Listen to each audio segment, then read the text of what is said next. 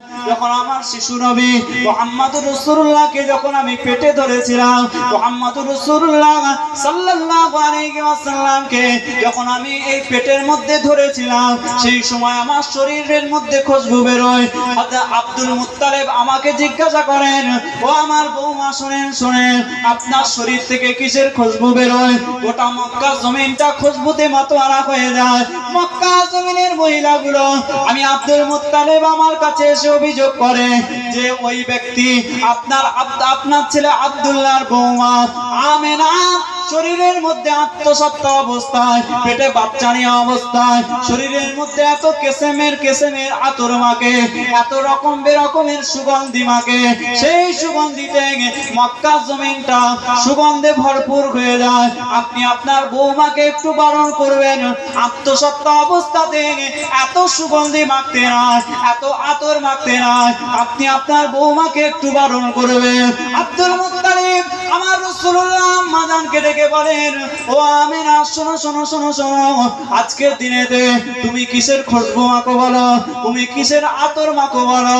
আম্মাজান আমিনা জানিয়ে যায়, না না না না, আমি দুনিয়ার কোনো আতর মাখি নাই, আমি দুনিয়ার কোনো খুশবু মাখি নাই। যেদিন থেকে আমি আমার পেটের মধ্যে এই শিশু নবী মুহাম্মদুর রাসূলুল্লাহকে আমি আমার পেটের মধ্যে ধরেছি, সেই দিন থেকে আজ পর্যন্ত আমার শরীর থেকে মিশকে আম্বারের থেকে বেশি খুশবু বেরোয়।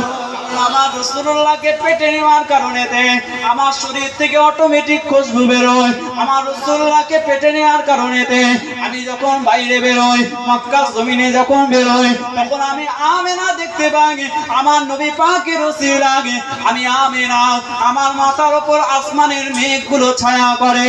যখন থেকে আমি শিশু নবী মুহাম্মদুর রাসূলুল্লাহকে পেটে নিয়েছিলাম, মুহাম্মদুর রাসূলুল্লাহর ওসিলায় আমি যখন হেঁটে হেঁটে যাই, মক্কা জমিনের পাথরগুলো গড়িয়ে গড়িয়ে এসে আমি আমিনা আমার কদমে সিজদা করে, মক্কার পাথরগুলো আমাকে সালাম দেয়।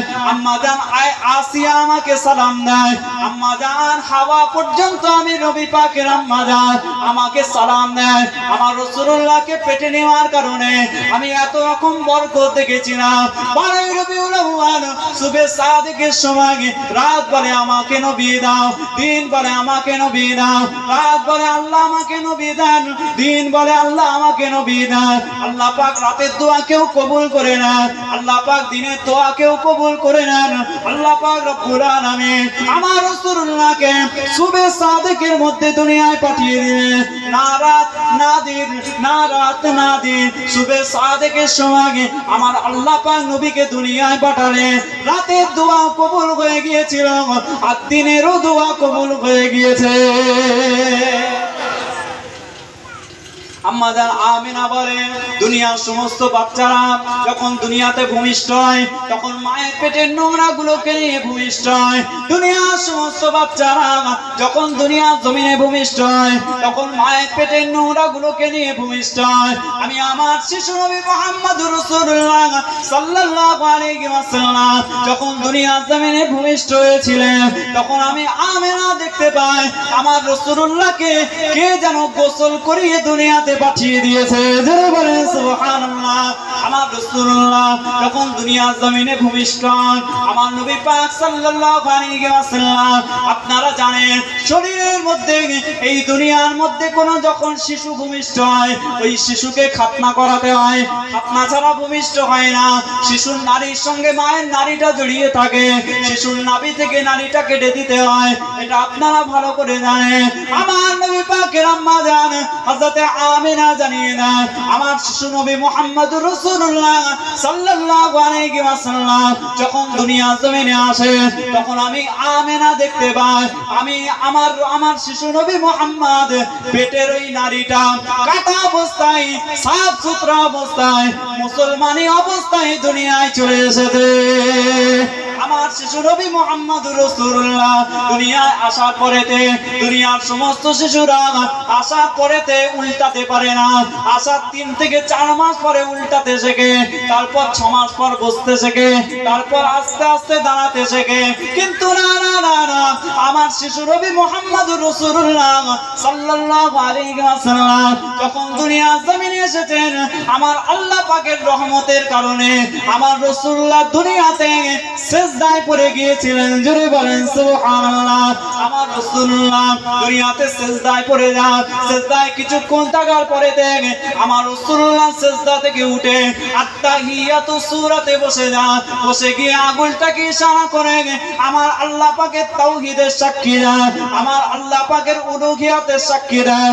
আল্লাহ পাক যে ওয়াহিদ আহাদ লা শারীকা লাহু, আমার আল্লাহ পাক যে হাইয়ুন লা ইয়ামুত, আমার আল্লাহ পাকের উলুহিয়াতের শিক্ষা আমার নবী পাক দুনিয়ার জমিনে আসার পরে আমার আল্লাহ পাকের দরবারে শাহাদাত আঙ্গুলটা তুলে ইশারা করে দিয়েছে।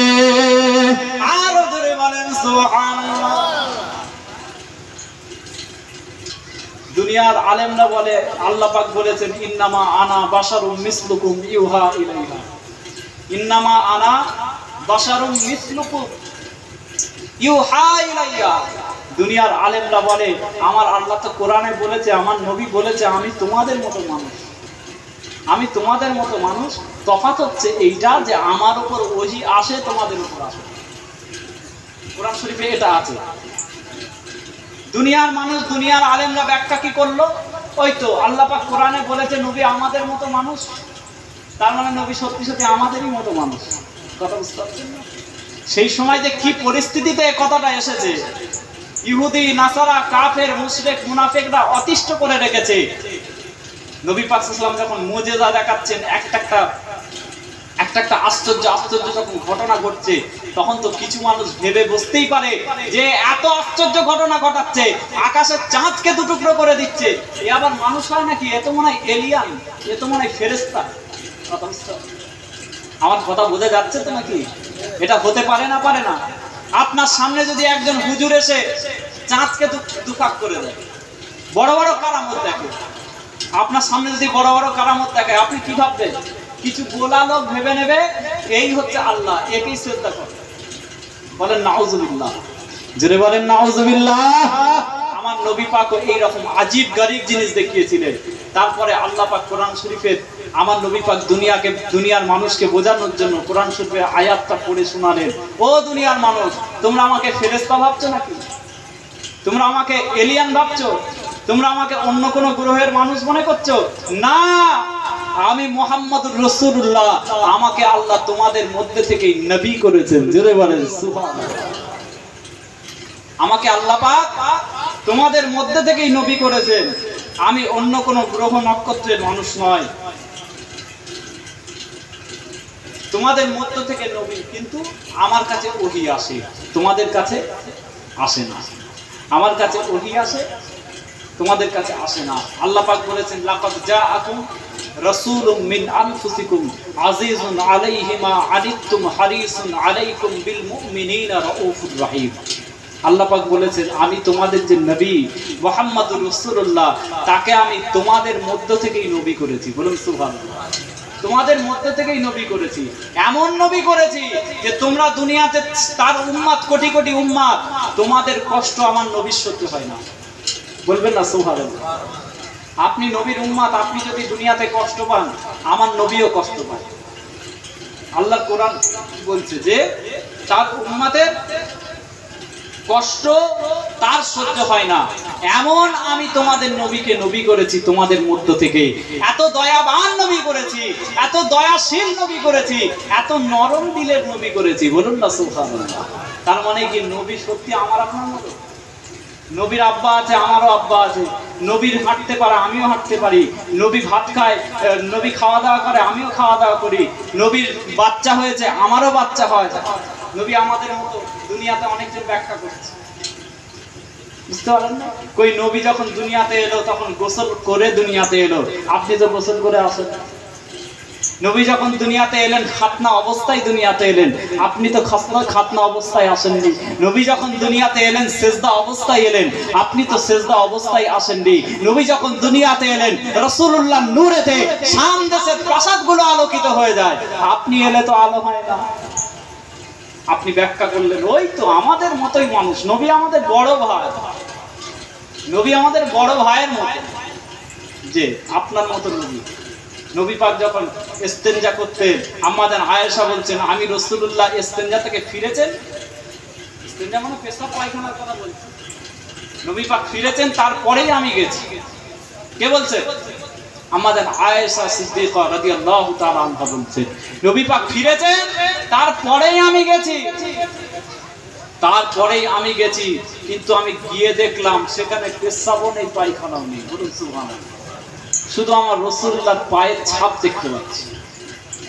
ভাই মাদ্রাসার জানেনা হে নবী উম্মত উম্মতিরা, আল্লাহ নবী আল্লাহ রাসূল দিন দুনিয়ার বাদশাহ হাবিবুল্লাহ জনাব মুহাম্মদুর রাসূলুল্লাহ সাল্লাল্লাহু আলাইহি ওয়াসাল্লাম কে, আমার নবী পাক সাল্লাল্লাহু আলাইহি ওয়াসাল্লাম কে আম্মা জান আয়েশা সিদ্দিকা রাদিয়াল্লাহু তাআলা আনহা এসে বলেন ইয়া রাসূলুল্লাহ ইয়া হাবিবাল্লাহ, আপনি ইস্তেনজা করে ফিরলেন, আমি আয়েশা আমি গেলাম, আমি গিয়ে দেখতে পেলাম আপনার দুটো পায়ের ছাপ রয়েছে, কিন্তু আমি পেশাব দেখতে পেলাম না, আমি পায়খানাও দেখতে পেলাম না। আমি শুধু এতটুকু দেখতে পেলাম আপনার দুটো পায়ের মাঝখান থেকে একেবারে মিশকে আম্বারের মতো খুশবু বেরোচ্ছে। আরো জোরে বলেন সুবহানাল্লাহ। আমি পেশাবও দেখতে পাই না, পায়খানাও দেখতে পাই না। আমার নবী বললেন আমি তো তোমাদের মতো নই। বলুন না সুবহানাল্লাহ। আমি তো তোমাদের মতো নয়। আমি যদি পায়খানা করি, আমার জমিনের মাটি নিজের জন্য গিলে নেওয়াকে ওয়াজিব করে নেয়। জমিনের মাটি আমার পায়খানাগুলোকে গিলে নেয় এবং তার থেকে খুশবু বেরোয়। বলুন না সুবহানাল্লাহ। উম্মে আইমান নবী পাকের খাদেমা সকালবেলা উঠেছে, আমার রাসূলুল্লাহ বলছেন আমার ওই আমি যেখানে শুয়েছিলাম তার পাশে পাত্রে পেশাব রাখা আছে, পেশাবটা ফেলে দাও, পেশাবটা বাইরে নিয়ে গিয়ে ফেলে দাও। উম্মে আইমান বলছে ইয়া রাসূলুল্লাহ ইয়া হাবিবাল্লাহ, ওটা পেশাব ছিল, আমি জানবো কি করে? ওটা পেশাব ছিল, আমি জানবো কি করে? রাত্রেবেলা পানির তৃষ্ণা পেয়েছে, আমি তো ঢক ঢক করে খেয়ে ফেলি। বলুন না সুবহানাল্লাহ।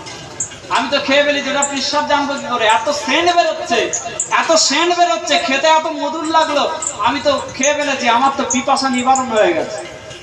কিতাবের মধ্যে এসেছে আমার রাসূলুল্লাহ এত হেসেছিলেন, আমার নবী পাকের এই সাইডের দাঁতগুলো দেখা গিয়েছিল। বলুন সুবহানাল্লাহ।